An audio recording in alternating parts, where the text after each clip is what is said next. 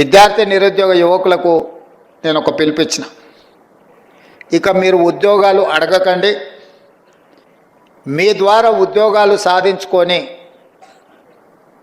అధికారంలో కూర్చున్న వాళ్ళ ఉద్యోగాలు తీసేస్తే మీ ఉద్యోగాలు మీకు వస్తాయని ఆ రోజు నేను చెప్పడం జరిగింది.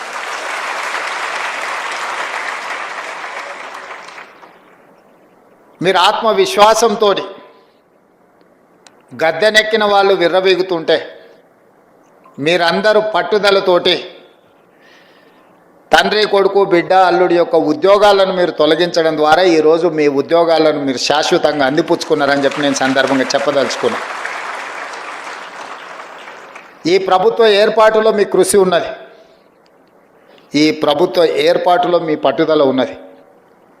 ఈ ప్రభుత్వం కూడా అంతే పట్టుదలతోటి న్యాయస్థానాలలో సంవత్సరాల కొద్దిగా కేసులు వాయిదా పడుతూ మీ సమస్యలకు శాశ్వత పరిష్కారం చూపించకుండా ప్రభుత్వం సాగదీస్తున్న సందర్భంలో గతంలో దాదాపుగా చీఫ్ సెక్రటరీ గారు చెప్తున్నారు, మీ యొక్క నోటిఫికేషన్స్ కానీ మీ పరీక్షలు కానీ 12 సంవత్సరాల నుంచి వాయిదా పడుతున్న సమస్య.